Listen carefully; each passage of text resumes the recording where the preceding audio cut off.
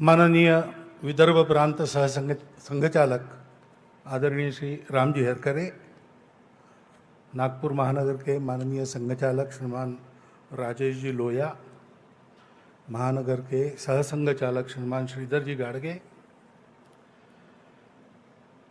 उपस्थित अधिकारी गण, मेरे सामने तथा ऑनलाइन पर उपस्थित सभी आत्मीय स्वयंसेवक बंधु, श्रद्धेय संतवृंद, नागरिक सज्जन, माता भगिनी,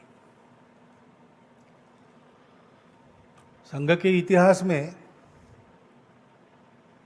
शायद संघ के प्रारंभ का दिन छोड़ दिया, 1925 की विजयादशमी को छोड़ दिया, तो प्रत्यक्ष इतने कम स्वयंसेवकों की उपस्थिति में पहली बार ये उत्सव हो रहा है। योजना से ऐसा है, क्योंकि उत्सव का तो आनंद है, सर्वदूर है, विजयादशमी अपना विजय पर्व है, सारे समाज में आनंद है, लेकिन कोरोना के कारण बंधन भी है। उत्सव का हर्ष मन में रखते समय ही इस पूरे कोरोना की कालावधि में उस बीमारी के कारण अथवा इस विशिष्ट परिस्थिति में अन्य कारणों से भी जो बंधु विदा हो गए दुनिया से, उनके स्मरण का विषाद भी है। और इसलिए एक विचित्र परिस्थिति है, और उसका कारण हम सब जानते हैं, कोरोना की महामारी उसका कारण है। पिछले मार्च महीने के बाद लॉकडाउन शुरू हुआ, उसके बाद बहुत सारे विषय चर्चा में थे दुनिया के, देश के, लेकिन वो सारे दब गए और उनकी चर्चा का स्थान इस महामारी की चर्चा ने ले लिया। अपने देश में भी घटनाक्रम समाज की और माध्यमों की चर्चा की दृष्टि से या हमारे अपने चिंतन के लिए भी कोई कम रोचक नहीं रहा है। विजयादशमी के पहले ही 370 प्रभावहीन हो गया, संसद में उसकी पूरी प्रक्रिया हुई। बाद में विजयादशमी के बाद 9 नवंबर को सुप्रीम कोर्ट का असंदिग्ध निर्णय राम जन्मभूमि के बारे में आया और एक इतिहास बना। एक मत से निर्णय था, सारे देश ने स्वीकार किया और बहुत सुंदर वातावरण में समझदारी के साथ, संयम के साथ समाज ने उसको स्वीकार किया।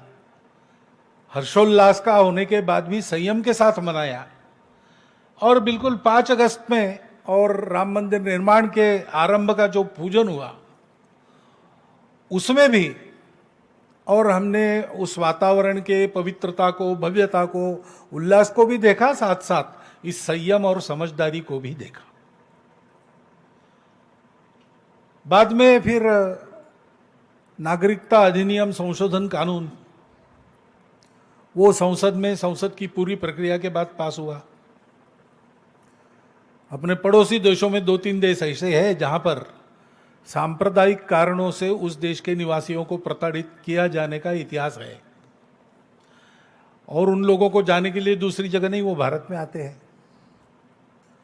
तो वहां से विस्थापित, पीड़ित होकर आते हैं, यहां पर वो जल्दी बच जाए, ठीक से बच जाए, इसलिए उस अधिनियम में कुछ संशोधन करने का वो प्रावधान था। जो भारत के नागरिक है उनके लिए उसमें कुछ खतरा नहीं था। बाहर से जो आते हैं भारत में और नागरिक बनने की इच्छा उनकी है, तो उसके लिए भी कानून में पहले से प्रावधान है, ऐसे लोग भी बन सकते हैं। वो पूरी प्रक्रिया करने के बाद वो प्रक्रिया वैसी की वैसी है, उसमें कोई बदल नहीं है। परंतु अब कानून का विरोध भी करने वाले लोग थे, राजनीति में तो चलता ही है। उन्होंने ऐसा वातावरण बनाया कि इस देश की मुसलमानों की संख्या न बढ़े, इसलिए नियम लाया गया। तो उसके चलते और उसका अच्छा विरोध शुरू हो गया, प्रदर्शन आदि होने लगे। देश के वातावरण में तनाव आ गया, उसका क्या उपाय करना है, इसका सोच विचार पूरा हो, कुछ कृति हो इसके पहले वो सारा और दब गया कोरोना आने के कारण। मनों में जो सांप्रदायिक आंच थी वो मन के मन में रह गई। उसका उपाय होने के पहले ही कोरोना की परिस्थिति आ गई। ऐसा यानी होती इन विषयों की चर्चा जितनी और उस पर प्रतिक्रियाएं उतनी नहीं हुई सर्वसामान्य व्यक्ति के और माध्यमों की चर्चा में भी, और कोरोना ही छाया रहा। ऐसा सारी दुनिया में ऐसा ही दिखता है। बहुत सारी घटनाएं होती रही है, आज तक होती रही है, लेकिन अधिक चर्चा और ये कोरोना की ही रही है। एक बात हम कह सकते हैं कि इस सारी परिस्थिति में प्रत्यक्ष कोरोना बीमारी से होने वाला नुकसान भारत में कम है। इसके कारण है कोरोना की ये जो बीमारी है वो कैसे फैलेगी, क्या फैलेगी, इसका अनुमान पहले ही करके हमारे शासन प्रशासन ने बड़े सावधानी से जनता को सचेत किया। सावधानी के लिए नियम लगाए, सावधानी के लिए उपाय भी बताए, और केवल बताए नहीं, उन उपायों का निर्वहन हो, अमल हो, इसकी बहुत तत्परता से योजना की।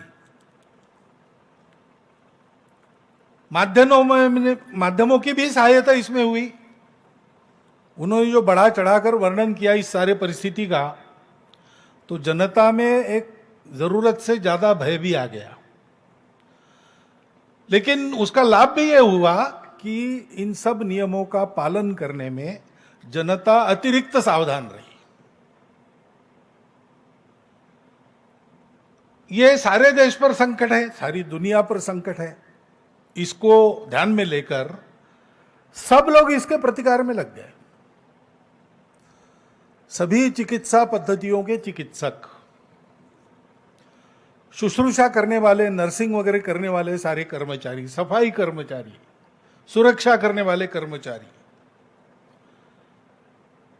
उच्चतम कर्तव्य बोध के साथ रुग्णों की सेवा में जुट गए। रात दिन परिश्रम करते रहे। स्वयं को कोरोना वायरस की बाधा होने का खतरा उठाकर करते रहे। अपने घर वालों से महीने महीने दूर रहकर उन्होंने काम किया। नागरिकों ने भी अपने समाज के बंधुओं की सेवा के लिए जो करना था स्वयं स्फूर्ति के साथ, कोई बहुत बड़ा आह्वान वगैरह किसी को नहीं करना पड़ा। सावधानी के तो आह्वान हुए, उसका पालन भी किया लोगों ने, लेकिन सेवा करने के लिए आह्वान नहीं हुआ। जिनको करना था वो लग गए, और जिनको करना था वो लग गए, यानी लगभग सारा समाज अपनी तो चिंता की ही, लेकिन दूसरों की भी चिंता करने में जुट गया। यानी जो पीड़ित लोग थे उन्होंने अपनी पीड़ा को भूलकर दूसरों की सेवा की। इसके भी कई उदाहरण पहली बार सामने आ गए। सहायता लेके जाओ तो उस घर के लोग कहते हैं कि हम और 7 दिन चला ले सकते हैं, हमारे पास वालों के पास अभी कुछ नहीं हो, उनको पहले दीजिए। पूजनीय बाला साहब के भाषण में एक बार बात आई थी, सार्वजनिक भाषण में, दाई नीड इज ग्रेटर, ऐसी एक कहानी। वो दाई नीड इज ग्रेटर का उदाहरण हमको इस बार स्वतंत्रता के बाद पहली बार देखने को मिला पूरे समाज के आचरण। गड़बड़ियां करने वाले लोग नहीं थे, ऐसा नहीं। लोगों की कठिनाइयों का फायदा उठाने वाले स्वार्थ साधक लोग नहीं थे, ऐसा नहीं। उसके कारण कठिनाई, नुकसान ये भी हुआ, लेकिन बड़ा चित्र तो शासन, प्रशासन, जनता, इनका परस्पर विश्वास, परस्पर सहयोग, स्वयं स्फूर्ति से मन में सेवा भाव लेकर जो बनता है समाज के लिए वो करना। मातृशक्ति भी लग गई, बिना कहे भोजन पकाकर और पहुंचाने लगी, मास्क बनाकर और मुफ्त में बांटने लगी। ऐसे कई उदाहरण मिलते हैं। हम देखते हैं कि स्वतंत्रता के बाद शायद इस प्रकार का अनुभव विशेषकर अपनी नई पीढ़ी ने ये पहली बार लिया होगा। अपने समाज की एक रसता का, सहज करुणा का, शील प्रवृत्ति का, संकट में परस्पर सहयोग का, इनको सबको सोशल कैपिटल ऐसा अंग्रेजी में कहते हैं। लेकिन हमारे देश में ये हमारा सहज सांस्कृतिक धन है। हमारे परंपरागत कुछ रिवाज है, जीने का तरीका है, हमारी परंपरागत चिकित्सा पद्धतियां है आयुर्वेद जैसी, कुछ आदतें डाली है घरों के संस्कारों में। हर बार हम बाहर से आते, पैर धोकर अंदर जाते, हाथ धोकर किसी वस्तु को हाथ लगाते, ऐसी छोटी छोटी आदतें, ये सारा हमारा सांस्कृतिक संचित जो है उपकारक, वो हमारे परिचय में फिर से एक बार आ गया। हम भूल रहे थे इसको, और वो सब सहजशील है हमारा, करुणा के स्वभाव का, सेवा के स्वभाव का, वो बड़ा वेग से सारे समाज के हृदय से प्रकट हुआ और सारा समाज एक होकर सक्रिय हुआ। इस अनुभूति को हमने शायद पहली बार पाया है। सेवा में रत जिनके नाम सबको मालूम है, जिनके नाम किसी को मालूम नहीं, सेवा कर रहे अभी तक, आगे भी करेंगे, सेवा करते करते बलिदान हो गए, ऐसे सब अपने समाज के बंधु भगिनी, चिकित्सक, सब प्रकार के कर्मचारी, समाज के सभी वर्गों से आने वाले सेवा परायण घटक ये अभिनंदन के पात्र है। और जिन्होंने सेवा करते करते अपना बलिदान दिया, वो सारे हुतात्मा, उनके स्मरण में, उनकी पवित्र स्मृति में हम अपनी हार्दिक श्रद्धांजलि अर्पण करते हैं। परिस्थिति अभी पूरी गई नहीं, चल रही है, लेकिन चरण बदल गया है। महानगर संघ चालक जी के प्रास्ताविक में उल्लेख था, अब लोग जो गए थे वापस आने लगे हैं। रोजगार अपना बंद करके गए थे अपने अपने गांव, वापस आने लगे। बहुत अधिक प्रमाण वापस आने वालों का है, लेकिन आने के बाद उनको वहां रोजगार है ही जो पहला था, ऐसा नहीं है। हो सकता है उनको अपना रोजगार बदलना पड़ेगा, नए रोजगार का प्रशिक्षण लेना पड़ेगा। बहुत सारे वापस हो गए, लेकिन सब वापस नहीं हो गए, इसलिए वहां भी कुछ खाली जगह होगी। वहां पे जो रोजगार है वो रोजगार सिखाने की व्यवस्था चाहिए। जो अपने गांव में ही रहने का निश्चय करके वहीं अभी टिके हैं या आसपास के छोटे शहरों में जाकर रोजगार ढूंढेंगे, उनके लिए भी रोजगार की समस्या है। रोजगार देना, रोजगार का प्रशिक्षण देना और रोजगार का सृजन करना, इस सेवा की आवश्यकता है। इतने दिन शिक्षा बंद रही, विद्यालय बंद रहे, फीस नहीं मिली, तो विद्यालय संचालकों के सामने फीस का पैसा न मिलने से स्कूल चलाने की समस्या है। शिक्षकों को वेतन कहां से देंगे, इसकी समस्या है। शिक्षकों का वेतन बंद रहा तो अब अभी भी पूरा वेतन देने की सबकी स्थिति नहीं है,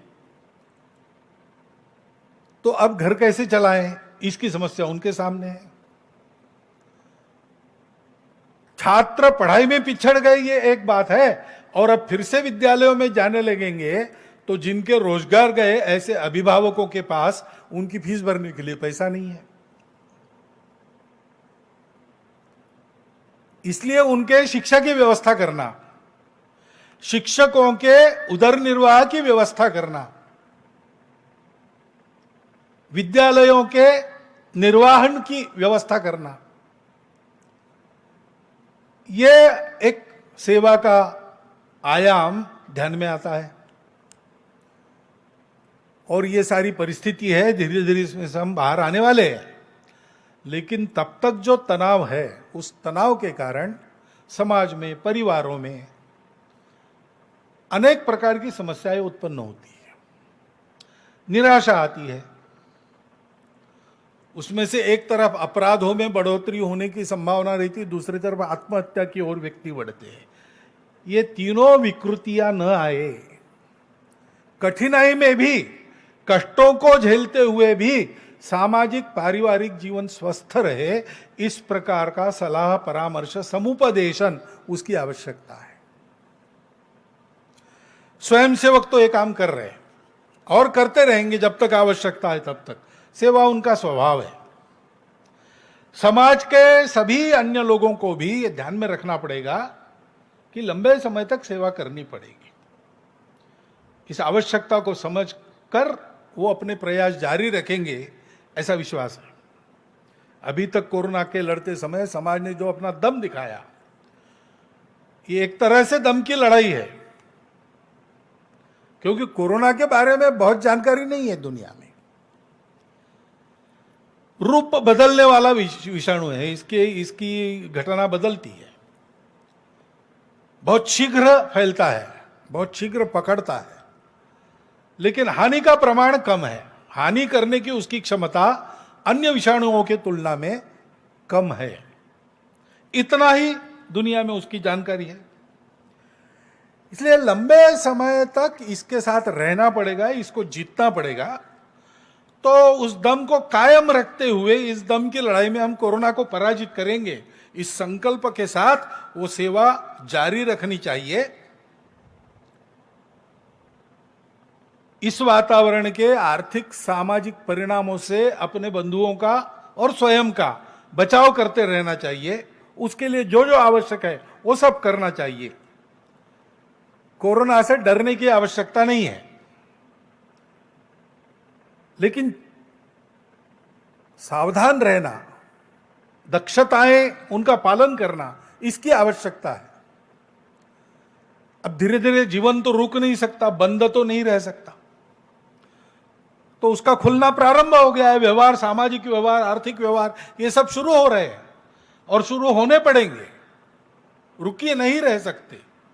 लेकिन ऐसा जब शुरू होता है तो कोरोना से बचने के सारे नियम अनुशासन और कोरोना से समाज को बचाने के लिए आवश्यक कर्तव्य, सेवा आदि, इसका निर्वाह हमको सतत करना पड़ेगा।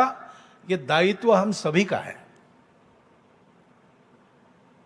ये जो नया रूप समाज का हमने देखा, एकजुट खड़ा होकर, और जितना बड़ा संकट है उससे बड़ा रूप धारण किया समाज की सेवा ने,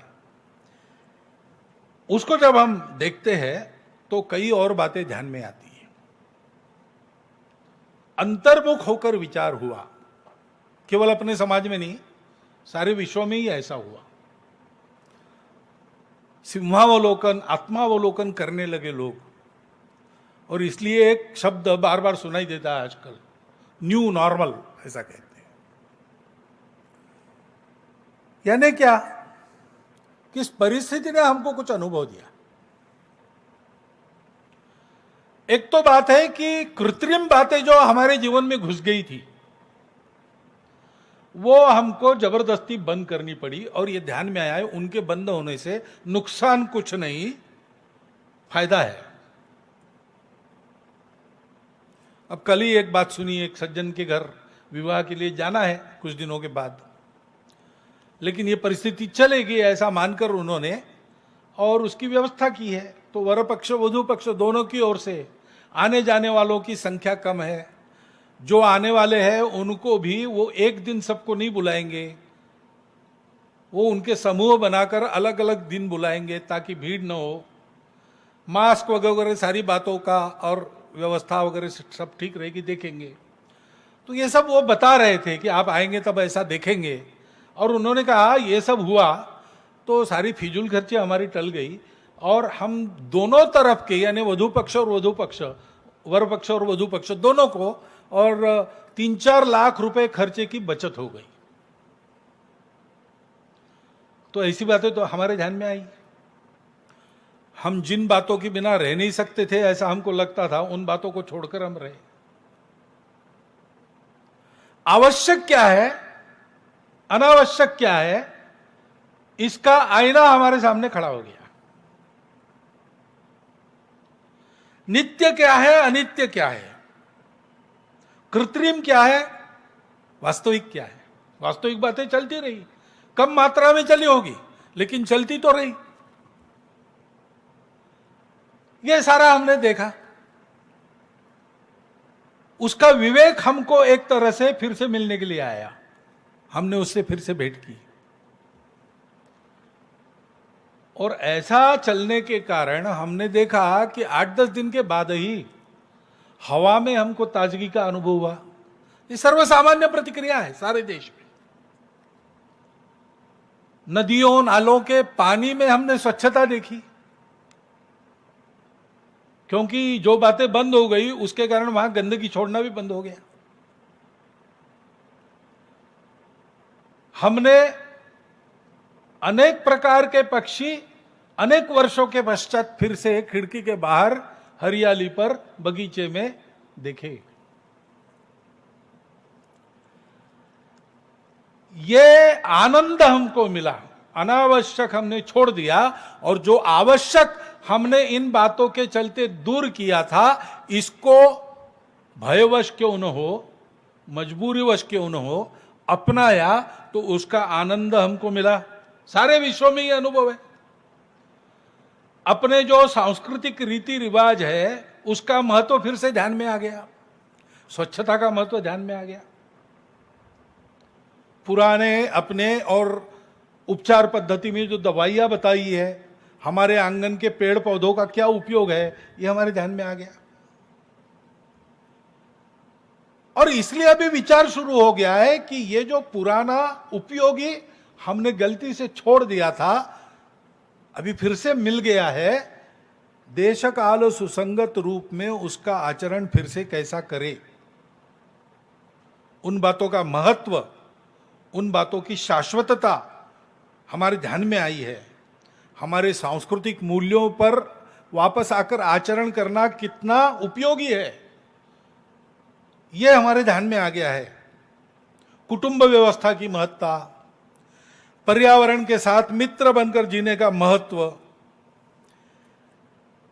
यह दिखता है पूरे विश्व में। सोचने की दिशा में परिवर्तन आया है। अब ये परिवर्तन ऐसा ही आगे चलेगा कि परिस्थिति सामान्य होते ही फिर से पहले जैसा लोग व्यवहार करने पड़ेंगे, लगेंगे, ये तो देखने की बात है। लेकिन एक बार तो कोरोना की मार ने ऐसी कुछ सार्थक बातों की तरफ हमारा ध्यान खींचा है।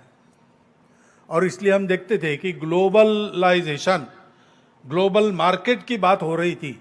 मनुष्य के जीवन को दिग्दर्शित बाजार करेंगे, और इसलिए विश्व का एक बाजार होने से मानवता की एकता हो जाएगी, ऐसा चल रहा था।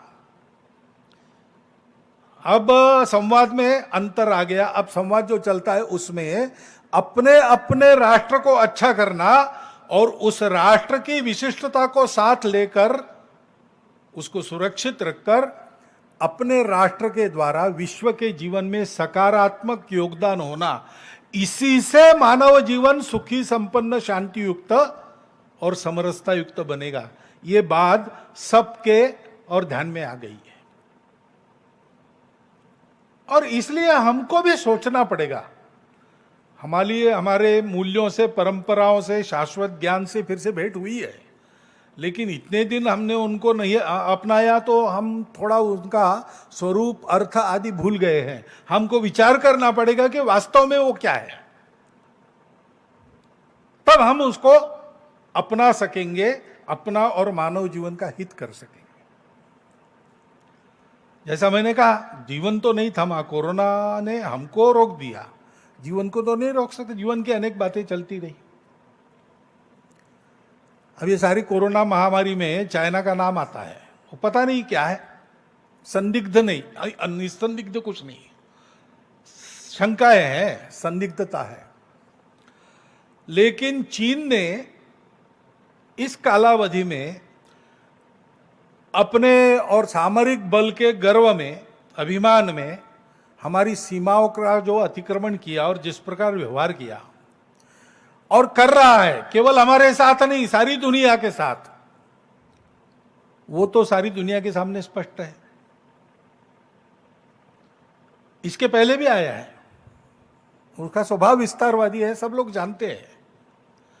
लेकिन इस बार जैसे एक साथ उसने ताइवान के साथ, वियतनाम के साथ, अमेरिका के साथ, जापान के साथ, भारत के साथ साथ ही एक साथ झगड़ा मोल लिया। कुछ उसके अपने कारण होंगे, लेकिन सबके ध्यान में फिर एक बार आ गया। लेकिन और एक अंतर ऐसा है कि इस बार भारत ने उसकी जो प्रतिक्रिया दी, उसके कारण वो सहम गया, धक्का मिला उसको एक, क्योंकि भारत तन के खड़ा हो गया। भारत की सेना ने अपनी वीरता का परिचय दिया, भारत के नागरिकों ने अपने देशभक्ति का परिचय दिया। सामरिक और आर्थिक दोनों दृष्टि से वो ठिठक जाए इतना धक्का तो उसको मिला है। और उसके चलते दुनिया के बाकी देशों ने भी चीन को अब डांटना शुरू किया है, खड़ा होना उसके सामने शुरू किया है।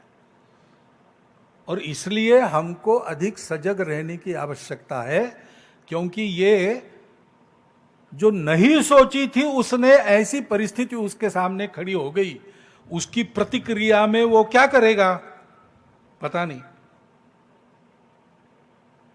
और इसलिए इसका उपाय क्या है? सतत सावधानी, सजगता और तैयारी। सामरिक तैयारी में, आर्थिक अपनी स्थिति में, अंतरराष्ट्रीय राजनय में, अपने संबंधों में और पड़ोसी देशों के साथ अपने संबंधों में हमको चाइना से शक्ति में, व्याप्ति में बड़ा होना पड़ेगा। दूसरा उपाय नहीं है, हमको ये करते रहना पड़ेगा। ऐसा करेंगे तो हम चाइना को रोक सकते हैं।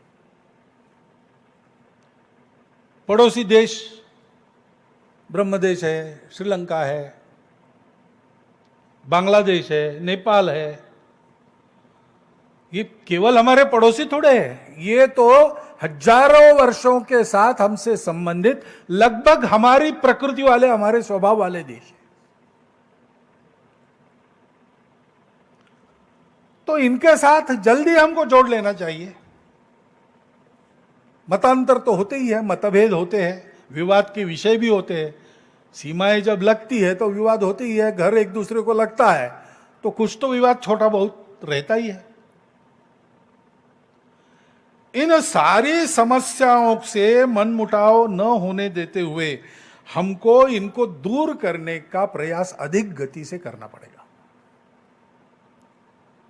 क्योंकि हम तो सबसे मित्रता करने वाले हैं, हमारा स्वभाव किसी से लड़ने का नहीं है। लेकिन हम मित्रता करने वाले हैं, इसका मतलब हम दुर्बल नहीं है।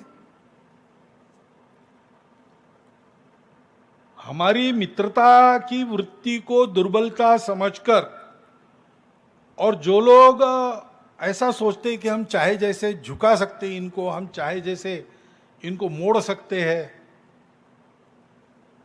उनकी गलतफहमी कम से कम अब तो दूर हो गई होगी। हमारी सेना की देशभक्ति, वीरता, हमारे शासनकर्ताओं की आज की स्वाभिमानी नीति और भारत के लोगों का ऐसे प्रसंगों में एकजुट खड़ा होकर नीति धैर्य के साथ आने वाली परिस्थिति का मुकाबला करना, चीन को यह पहली बार अनुभव मिला होगा, उससे उसने समझ जाना चाहिए। ऐसा मानस जो मन में रखते उनको सबको समझना चाहिए कि इतने कच्चे हम नहीं है। ऐसी कोई भी परिस्थिति आएगी तो हम लोगों की सजगता, तैयारी और दृढ़ता किसी प्रकार कम नहीं पड़ेगी। सारे राष्ट्र में आज यह आत्मविश्वास की हवा चल रही है। हमको उस सजगता को, उस सावधानी को, उस एकता को बनाए रखना पड़ेगा और अपनी तैयारी को बढ़ाते रहना पड़ेगा। क्योंकि केवल एक चीनी ही नहीं है जिसके कारण ऐसा विचार करना है। अपनी सीमाओं की बाह्य सुरक्षा जितनी महत्वपूर्ण है, उसी दृष्टि से, देश की सुरक्षा की दृष्टि से ही अंतर्गत सुरक्षा भी इतनी महत्वपूर्ण है। पिछले साल भर में जो हुआ उसको जरा विश्लेषक नजर से आप देखिए तो आपके समझ में आएगा। समाज की सावधानी, शासन प्रशासन की तत्परता कितनी महत्वपूर्ण है, ये सब ध्यान में आता है। अपने यहां प्रजातंत्र है, इसलिए अनेक दल है तो विरोध है। सत्ता में जो है वो सत्ता से बाहर हो और हमको वो सत्ता मिले, ऐसी महत्वाकांक्षा रखना ये प्रजातंत्र की एक विशेषता है। यानी वो चलता है प्रजातंत्र में, उसमें कोई दिक्कत नहीं है। सत्ता का खेल है, तो सत्ता के बाहर है वो प्रयास करते हैं कि अभी नहीं तो कम से कम अगले चुनाव में तख्ता बदल जाए और हम बैठे जहां वो बैठे, उसके लिए चाले चलते हैं, चलता है। परंतु इसमें भी एक विवेक है ना। हम एक देश के लोग हैं, हमारी आपस में स्पर्धा हो सकती है, हमारा आपस में युद्ध नहीं हो सकता। चुनाव ये कोई दुश्मनों की लड़ाई नहीं है, चुनाव एक स्पर्धा है। स्पर्धा स्वस्थ होनी चाहिए, स्वस्थ हो, स्वस्थता पूर्वक चले, उसमें दिक्कत नहीं। लेकिन अगर हमारे इन दांव पेचों के कारण समाज में विभाजन पैदा होता है, दूरियां बढ़ती है, समाज के दो वर्गों में कटुता पैदा होती है, तो ये ठीक नहीं है, ये राजनीति नहीं है। और ऐसी परिस्थितियों का लाभ लेकर भारत को दुर्बल बनाने के लिए, खंडित रखने के लिए, भारत के समाज को विभाजित, मनमुटाव भरा, भेदों से जर्जर समाज बनाने के लिए उत्सुक ऐसी शक्तियां है, दुनिया में भी है, भारत में भी है, भारत में उनके हस्तक भी है। अपनी विविधताओं को वो भेद बताते हैं और आपस में झगड़ा लगाते हैं। और ऐसी जो घटनाएं होती है उससे, उसलिए जो घटना हो ही नहीं। समाज में अत्याचार क्यों हो, विषमता का व्यवहार क्यों हो, ये होना ही नहीं चाहिए। इतना बड़ा समाज, इतना बड़ा देश है, एक आध बार हो भी गया तो भी शासन को तुरंत तत्परता पूर्वक दौड़कर अपराधियों को पकड़ लेना चाहिए, उनको कड़ी से कड़ी सजा शीघ्रातिशीघ्र होनी चाहिए। समाज का इसमें सहयोग होना चाहिए। हम लोगों की कृति, समाज की कृति इन घटनाओं की प्रतिक्रिया देते समय राष्ट्रीय एकात्मता का ध्यान व सम्मान रखकर समाज में विद्यमान सभी पंथ, प्रांत, जाति, भाषा आदि विविधताओं का सम्मान रखते हुए उस संविधान कानून की मर्यादा के अंदर ही अभिव्यक्त हो, यह अत्यंत आवश्यक है। अपने देश में ऐसे लोग हैं जो स्वांग रचते हैं, जिनकी निष्ठा इन बातों पर बिल्कुल नहीं है। वो संविधान के विरुद्ध कानून को ताक पर रखकर हिंसा करते हुए नजर आते हैं, भारत तेरे टुकड़े हो ऐसी घोषणा करते हैं, नजर आते हैं। लेकिन वो ऐसे प्रसंगों में अपने आप को संविधान, धर्मनिरपेक्षता आदि आदि के बड़े रखवाले बताकर और ये समाज को तोड़ने की कार्रवाई करते रहते हैं, समाज को उल्टी पट्टी पढ़ाते हैं। अपने देश का संविधान प्रदत्त करते समय डॉक्टर बाबा साहब आम्बेडकर के जो दो भाषण हुए, उसमें उन्होंने जिन तरीकों को ग्रामर ऑफ अनार्की कहा है, अराजकता का व्याकरण कहा है, ऐसी बातें सिखाने वाले ये लोग हैं। और ये लोग देश और समाज को तोड़कर दुर्बल रखने का उद्योग करते हैं, उनके अपने निहित स्वार्थों के लिए। उनसे बचना समाज को सीखना पड़ेगा। वो भ्रम फैलाते, ऐसा भ्रम संघ के बारे में फैलाने का उनका पूर्वापार उद्योग चला है। आजकल वो अप्रभावी है, ये बात अलग है। लेकिन जान लेना चाहिए, जैसे संघ के बारे में भी जान लेना चाहिए। हम हिंदू शब्द का उपयोग करते हैं, हिंदुस्तान हिंदू राष्ट्र ऐसा कहते हैं। इसको लेकर भ्रम पैदा करने वाले लोग हैं, इसलिए जानना चाहिए। हिंदुत्व एक ऐसा शब्द है जिसके अर्थ को पूजा से जोड़कर संकुचित किया गया है, लेकिन संघ की भाषा में उस केवल पूजा खान पान तक मर्यादित संकुचित अर्थ में उसका प्रयोग नहीं होता।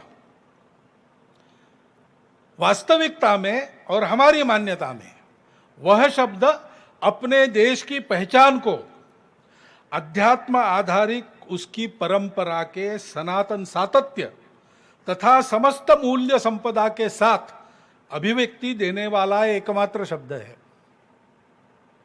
इसलिए संघ मानता है कि यह जो शब्द है हिंदू, भारतवर्ष को अपना मानने वाले, उसके संस्कृति के वैश्विक और सार्वकालिक मूल्यों को आचरण में उतारना चाहने वाले तथा यशस्वी रूप में ऐसा करके दिखाने वाली उसकी पूर्वज परंपरा का गौरव मन में रखने वाले सभी 130 करोड़ समाज के बंधुओं को लागू होता है। हम ऐसा मानते हैं।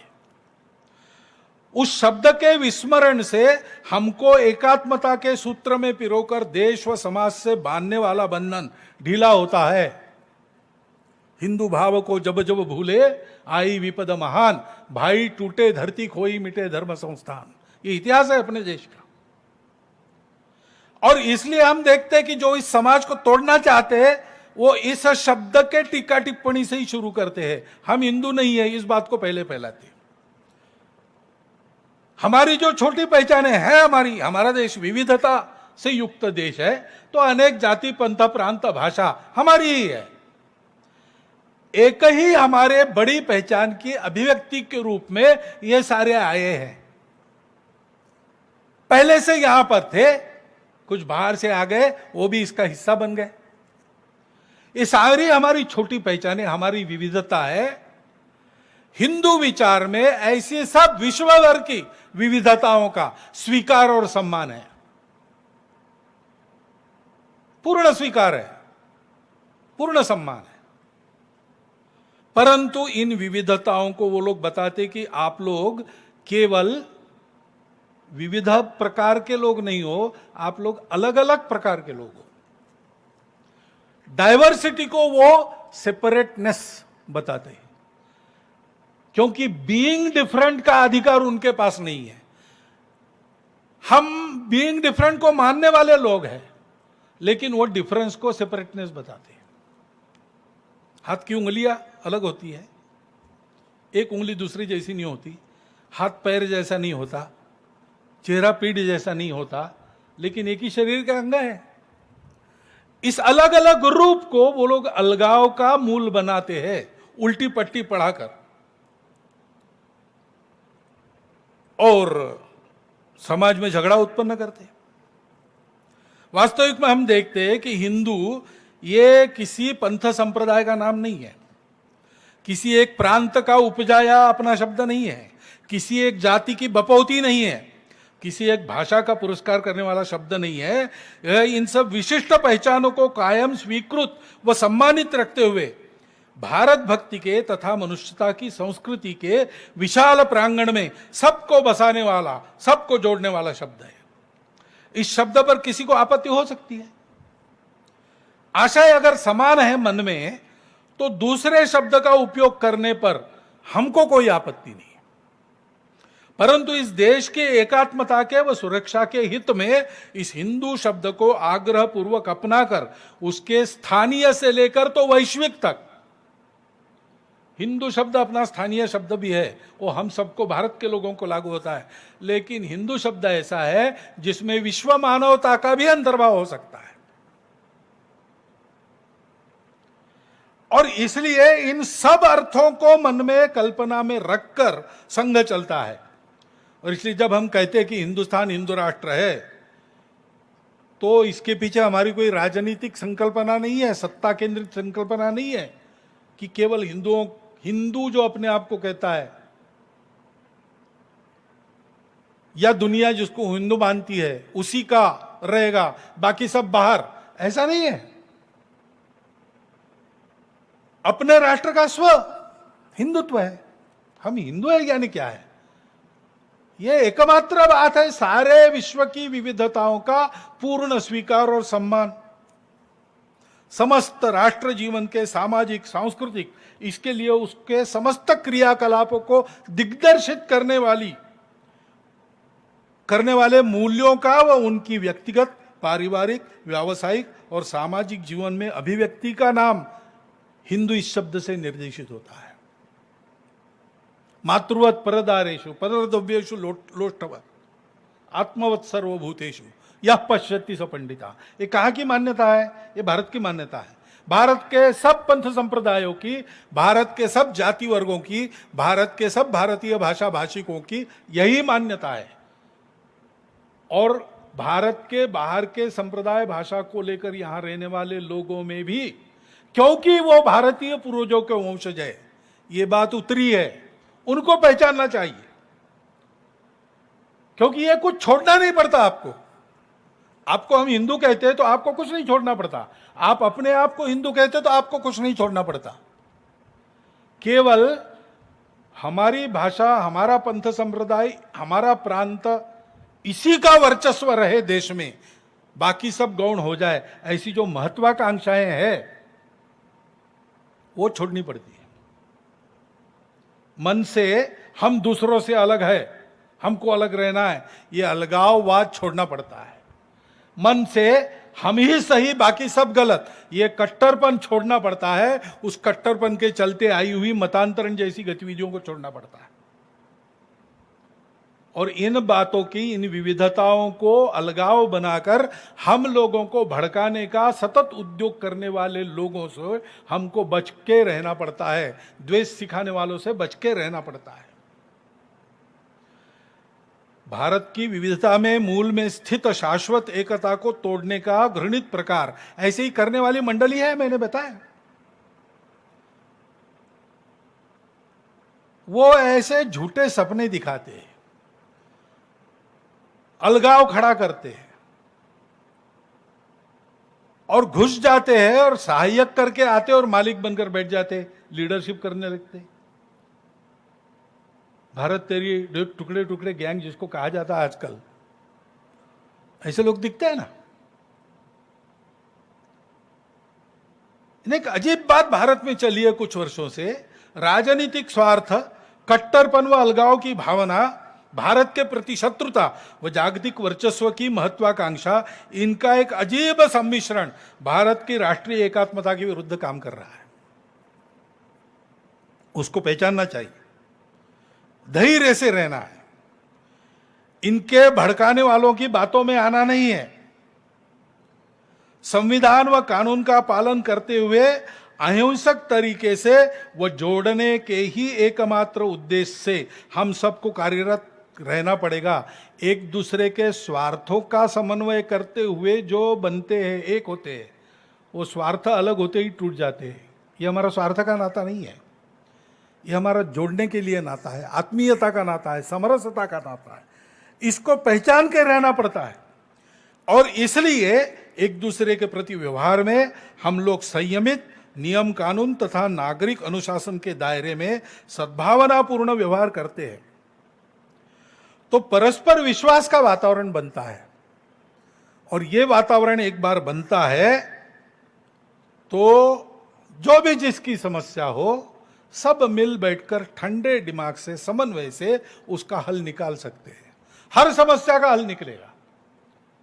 लेकिन उसके लिए ये सारी समस्याएं किसी एक वर्ग संप्रदाय की नहीं है, किसी एक प्रांत भाषा की नहीं है, संपूर्ण हिंदू जाति की है।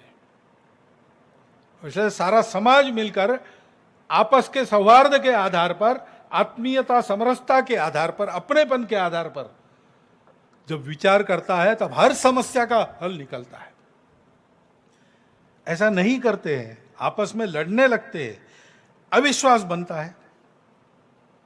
आक्रामक भाषा, आक्रामक कृतियां, एक दूसरे के प्रति तिरस्कार की, द्वेष की कृतियां, इससे वातावरण कलुषित होता है, एक दूसरे पर विश्वास नहीं रहता, और जब विश्वास नहीं रहता तब समस्या क्या है ये समझ में भी नहीं आता, हल साधना तो दूर बात है। भय की भावना में अनियंत्रित हिंसक आचरण को बढ़ावा मिलता है, दूरियां और विरोध बढ़ते रहते हैं।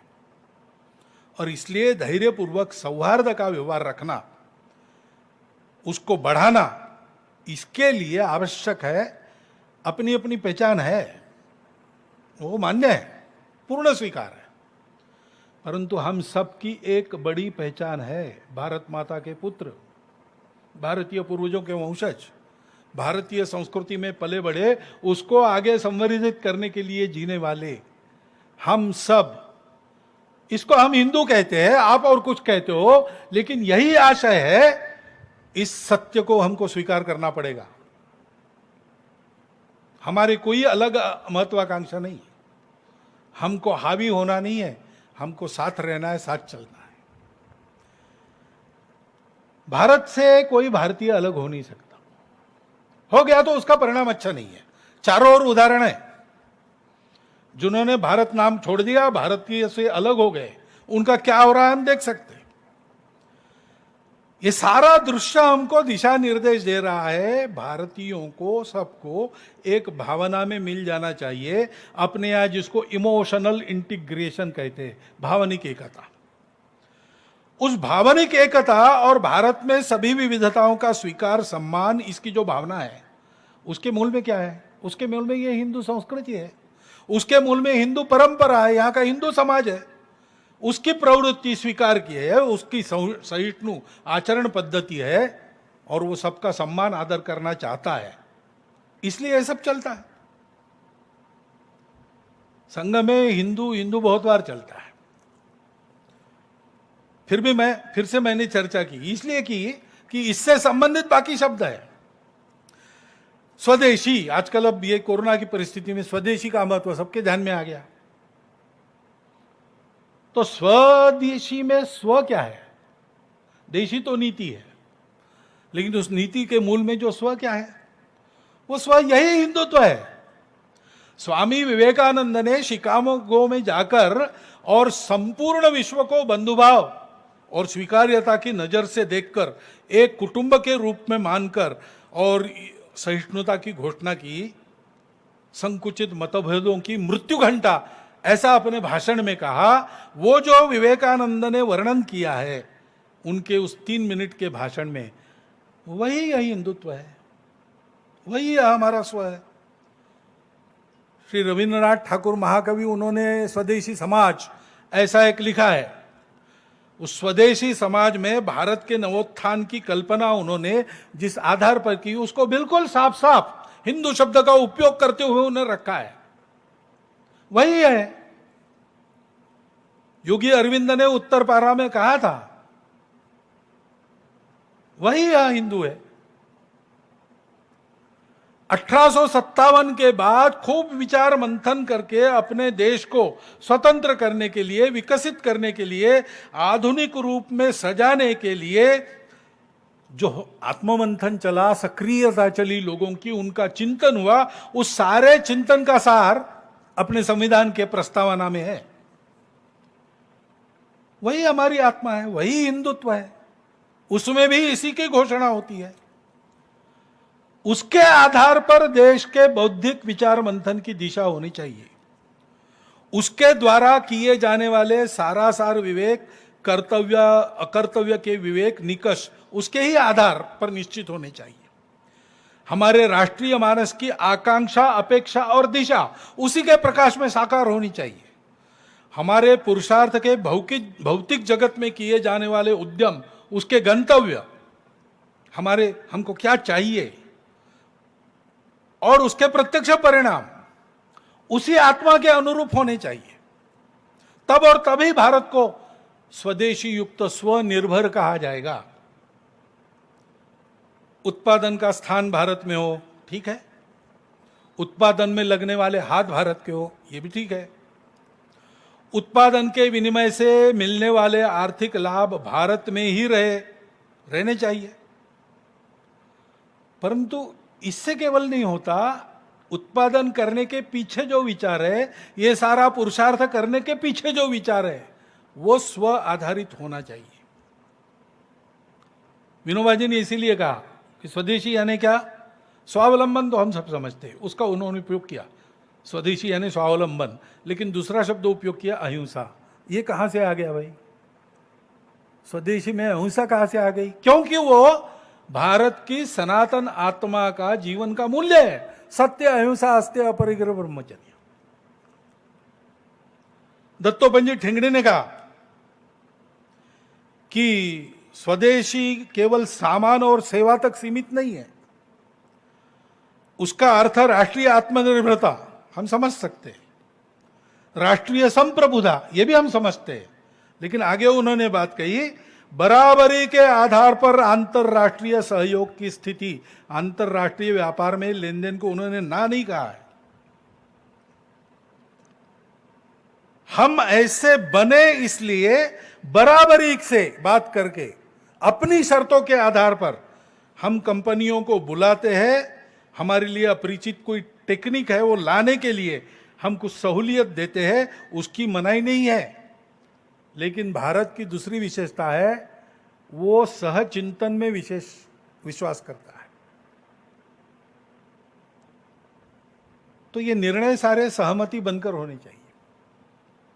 स्व का अवलंबन तो अभिप्रेत है, हमारी दृष्टि के आधार पर हम अपने गंतव्य को और गंतव्य तक जाने के रास्ते को निर्देशित करते हैं। उसी दौड़ में शामिल होकर जिसमें दुनिया भाग रही है उसमें हम जीत जाते हैं तो पराक्रम तो निश्चित है, लेकिन उसमें स्व नहीं है। यानी इतनी सारी चीनी मिलें अपनी चलती है तो बहुत सारा अल्कोहल बना के हम शराब के नंबर 1 एक्सपोर्टर बन गए, तो एक्सपोर्ट का लाभ तो हमको मिलेगा और नंबर 1 तो हम हो जाएंगे। लेकिन शराब बनाना अपने मूल्य पद्धति में बैठता है क्या? शराबबंदी का कानून वापस लेने की कुछ बातें हो रही है ऐसा मैंने सुना, पता नहीं भारत का आदमी क्या विचार करेगा। शुक्राचार्य की कथा है, कृष्ण के वंश का विनाश उस व्यसन के कारण हुआ है, और वर्तमान में साक्ष्य परिवार कैसे उद्ध्वस्त होते हैं।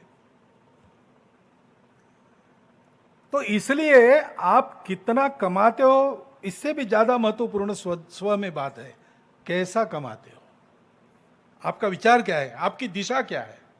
कृषि नीति तो केवल अच्छी फायदेमंद कृषि इतने से काम नहीं चलता। हमारी जो कृषि की कल्पना है, हम सबसे पुराने कृषि करने वाले देश हैं, तो कृषि हमारा धर्म है। हमारा किसान स्वतंत्र रहता है अपने बीज बनाने के लिए, वो कृषि करता है, अपनी कृषि करता है, उसके मामले में वो आत्मनिर्भर रहता है, उसको किसी के पास जाना नहीं पड़ता, कर्जा नहीं लेना पड़ता, सोसाइटी के कर्जे में डूबकर आत्महत्या करने की बारी उसकी आती नहीं, क्योंकि अपना बीज वो घर में बना सकता है। खाद, कीटकनाशक, दवाइयां वगैरह सब उसके घर में वो बना सकता है, अपने को जितनी चाहिए, और आवश्यकता है तो दूसरों को दे भी सकता है। ऐसी नीति चाहिए। अपने माल का भंडारण वो कर सकता है, अपने माल का संस्करण, वैल्यू एडिशन वगैरह वो कर सकता है। ऐसी व्यवस्था करने वाली नीति स्वदेशी होगी। हमारी इतनी पुरानी कृषि है तो उसमें काल सुसंगत अनुभव सिद्ध ज्ञान हमारे पास है। 8000 केवल चावल की प्रजातियां अपने पास थी, बहुत से चोर के ले गए, चुरा के पश्चिम के लोग, अभी शायद 3,500-4 हजार बची है। लेकिन ये प्रजातियां हमारे किसान ने कहाँ तैयार की? हमारे पास प्रयोगशाला और शास्त्रज्ञ नहीं थे, हमारा किसान ही शास्त्रज्ञ था, उसका खेत ही प्रयोगशाला थी, इतना उसको प्रबुद्ध बनाया था हमने। उस ज्ञान के आधार पर हमारे पास जो पुराना है, जो आज उपयोगी है, जैविक खेती, ये हमारी परंपरा है, उसकी आज सारी दुनिया को आस है। हमारे किसान को फिर से हमने बुला दिया, उसको स्वतंत्रता के बाद योजना पूर्वक हमको फिर से सिखाना चाहिए। आधुनिक ज्ञान विज्ञान की अच्छी तकनीकी जो काल सुसंगत है, हमारे देश काल परिस्थिति में जो उपयोगी है, विश्व के लिए भी और हमारे लिए भी। ऐसी तकनीकी भी उनको सिखानी चाहिए। कारपोरेट जगत बहुत चंगुल चलता है, उसके लिए वैज्ञानिक प्रयोग भी करवाता है और उसके निरीक्षण को अपने पक्ष में प्रस्तुत करता है। वास्तव में वैसा नहीं होता। इन सारे चंगुलों के, मध्यस्थों के, दलालों के चंगुल से बचकर वो अपनी खेती कर सके, अपना उत्पादन कर सके और अपने उत्पादन को ठीक से बेच सके जहां अच्छा भाव मिलता है वहां। ऐसी जब नीति होती है तो वो स्वदेशी कृषि नीति है। आज एकदम आज की परिस्थिति में लागू हो सकता है? नहीं हो सकता है, लेकिन कल लागू कर सके इस तरफ ले जाने वाली नीति, वो स्वदेशी कृषि नीति कहलाएगी। ऐसी नीति होनी चाहिए। और हम देखते हैं आजकल कि अर्थ, कृषि, श्रम, उद्योग तथा शिक्षा नीति में स्वयं को, स्व को लाने की इच्छा रखकर कुछ आशा जगाने वाले कदम अवश्य उठाए गए हैं। व्यापक संवाद के आधार पर एक नई शिक्षा नीति घोषित हुई। संपूर्ण शिक्षा जगत ने उसका स्वागत किया, हम भी उसका स्वागत करते हैं। वोकल फॉर लोकल की घोषणा है, हम उसका स्वागत करते हैं, क्योंकि स्वदेशी की संभावना से भरा हुआ एक अत्यंत अर्थपूर्ण उत्तम प्रारंभ है। लेकिन इसका क्रियान्वयन पूरा करना पड़ेगा और तब तक बहुत बारीकी से ध्यान रखना पड़ेगा। करने वाले सब लोग अगर स्वदेशी से सुपरिचित है तो वो ठीक हो सकेगा। इसलिए स्व का या आत्म तत्व का विचार हमको इस व्यापक परिप्रेक्ष्य में सबको आत्मसात करना पड़ेगा, तब ये बातें आगे ठीक चलेगी। हमारे भारतीय विचार में, जैसा मैंने कहा, सहमति को महत्व है, संघर्ष से प्रगति हम नहीं मानते। हाँ, संघर्ष का स्थान है, अन्याय निवारण का अंतिम उपाय हमने संघर्ष को माना है, वो तब मान्यता देते हैं। लेकिन विकास और प्रगति हमारे यहां समन्वय के आधार पर सोची गई है। इसलिए हमारे यहाँ किसान स्वतंत्र है, अपनी खेती खुद करता है, उसकी स्थिति ऐसी है कि उसको किसी की जरूरत नहीं। लेकिन वो जो खेती करता है वो दुनिया को खिलाने के लिए करता है, अपने लाभ के लिए नहीं करता। खेती करता है तो एक जमाना ऐसा था, खेती सबसे अच्छी, लेकिन सबसे अच्छी खेती जब थी तब किसान वो सबसे अच्छी है, अधिक फायदा देने वाली इसलिए नहीं करता था, वो सबको खिलाने के लिए। कि खेती करना हमारा धर्म है इसलिए करता था, समाज की धारणा करने के लिए करता था। क्योंकि ये मन की आत्मीयता, सबके प्रति आत्मीयता की भावना के आधार पर एक ही राष्ट्र पुरुष के अंग के रूप में परस्पर निर्भरता से चलने वाली व्यवस्था बनाकर वो चलता था। सभी का लाभ, सभी का सुख ये साधता था। ये जो आत्मीयता और विश्वास की भावना है वो नीति बनाते समय, जैसे शिक्षा नीति में हुआ, सभी संबंधित पक्षों और व्यक्तियों से व्यापक विचार विनिमय होकर परस्पर सकारात्मक मंथन, उससे सहमति बनती है, उससे निकलती है। सबके साथ संवाद, उसमें से सहमत, उसका परिणाम सहयोग, इस प्रक्रिया के कारण विश्वास, अपने आत्मीय जनों में, समाज में यश, श्रेय आदि प्राप्त करने की यही प्रक्रिया बताई है ना। समानो मंत्र समिति समानी, समानम मनस सह चित्तमेशाम, समानम मंत्रम अभिमंत्रये वह, समाने न वो हविषा जुहोमी। हम लोगों का सौभाग्य है कि आज के राजनीतिक नेतृत्व के से हम इन अपेक्षाओं को कर सकते हैं। समाज और शासन के बीच एक और स्तर है प्रशासन का, वो पर्याप्त संवेदनशील और पारदर्शी होना चाहिए, तब यह कार्य अधिक अच्छी तरह संपन्न होगा। क्योंकि सहमति के आधार पर किए गए निर्णय बिना परिवर्तन के तत्परतापूर्वक जब लागू होते हैं तब वह समन्वय और सहमति का वातावरण और मजबूत होता है। घोषित नीतियों का क्रियान्वयन आखिरी स्तर तक हो रहा है कि नहीं, कैसे हो रहा है, ये देखने की आवश्यकता हमेशा रहती है। उसके बारे में सजगता और नियंत्रण सदा आवश्यक रहता है। नीति निर्माण के साथ साथ उसके क्रियान्वयन में भी तत्परता व पारदर्शिता रहने से नीति में अपेक्षित परिवर्तन के लाभों को पूर्ण मात्रा में पा सकते हैं। सभी विचारवान लोगों का ध्यान अपने देश की आर्थिक दृष्टि में कृषि उत्पादन को विकेंद्रित करने वाले छोटे और मध्यम उद्योग, रोजगार सृजन, स्वरोजगार, पर्यावरण मित्रता तथा उत्पादन के सभी क्षेत्रों में शीघ्र स्वनिर्भर होने की आवश्यकता की तरफ आकर्षित हुआ है। इन क्षेत्रों में कार्यरत हमारे छोटे बड़े उद्यमी, किसान आदि सभी इस दिशा में आगे बढ़कर देश के लिए सफलता पाने के लिए उत्सुक है। उनकी इच्छा है हम कुछ अच्छा करें जिससे देश बड़ा हो। लेकिन बड़े देशों की प्रचंड आर्थिक ताकत के आगे वो थोड़े दुर्बल है। उस स्पर्धा में शासन को उनको सुरक्षा कवच देना पड़ेगा। कोरोना की परिस्थिति के चलते 6 महीनों के अंतराल के बाद फिर खड़ा होने के लिए सहायता देने के साथ ही वह पहुंच रही है, यह भी सुनिश्चित करना पड़ेगा।